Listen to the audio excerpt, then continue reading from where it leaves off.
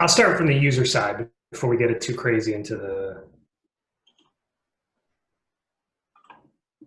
So let's just pretend we're an Office 365 shop, right? And we should be using that, SharePoint, OneDrive, all those tools for doing document repository. But I may be the guy that's leaving or about to leave the company, and I want to take some data with me, right? So here I've got this file.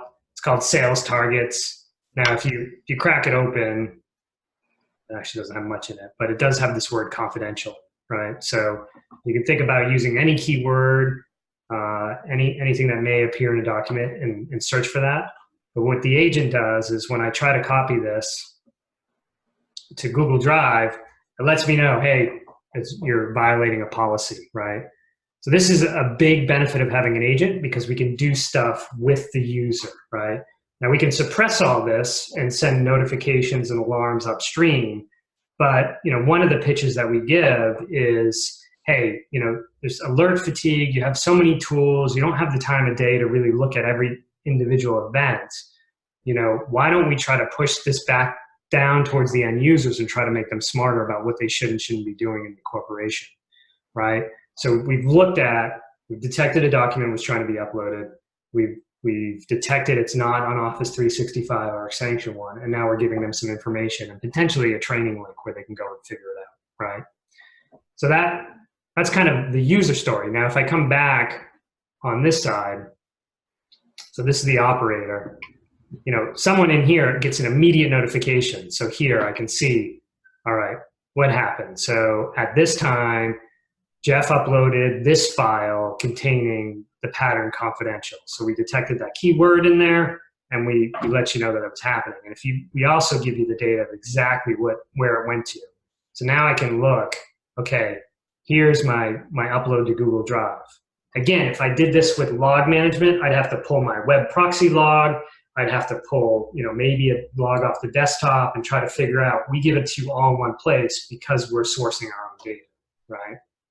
Now, if I need to do a deeper investigation and see exactly what Jeff's been up to, I can go back at any point in time and see everything that he's done. So we act like a black box recorder for the enterprise, so that if something happens and maybe I missed it or we didn't trigger it, but then the regulators are coming in to ask questions about what happened, I use this platform to go in and see exactly what was done and what files were touched and where they went to and where they copied and all that stuff, right?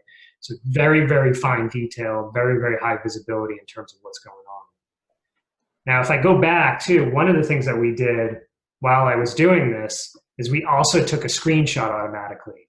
So again, from an evidence standpoint, having an agent in there allows us to take a snapshot of exactly what Jeff was doing at that point in time.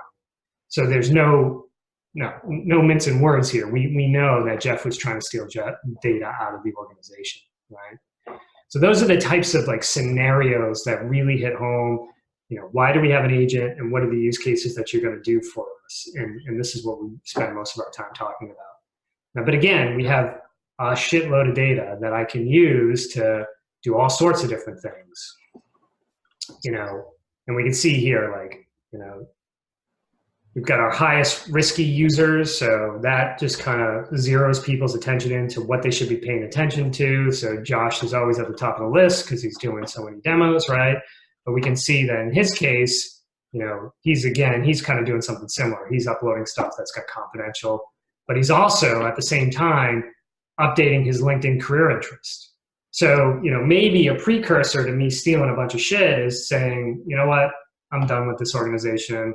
I'm going to go and update my profile. I'm going to do some job searching. So we can tease out, the patterns that led out to what Josh was doing in this case and what he was, up to and what kind of mindset he was. And if I need to just investigate a little bit more, I can go back to yesterday. Are you putting agents on their corporate cell phones too? So cell phones are a little bit tricky, right? So iOS, they just don't, it's not their game they play. They don't allow you to put agents on. Android, we have a potential. But what we're going to do in that case is we pull directly from Office 365. So if I'm downloading documents from the cloud on my phone and then mailing them out, we get that signal and we send that back again to the same panel. Right. So lots of graphs and different things that, like, this is kind of where the guys with the pocket protector, they're going to really get into it. You know, what's going on? Where is Josh? You know, is he in New York? You know, you can see he's bouncing back between New York and Brooklyn. You know, maybe somebody steals my credentials, and then we start to see somebody logging in and use those credentials from like China. That would be an immediate alert. You know, Jeff didn't have time to go to China or travel to China, so we'll let you know that somebody stole those credentials. You know, what wireless networks people are using, so we can see, you know, where Josh is traveling to. We can see if he's using unsecured or bad wireless networks. That could be a way for a hacker to get into his machine. And then we, you know, see what applications he's running. And the darker greens are the ones that are in the foreground. So again, when you're building a case, you want to see what the intent was. Was somebody really running this bad piece of software on purpose? We have that information. You can see, you know, he's kind of benign, but he's doing Zoom and Slack and all that stuff.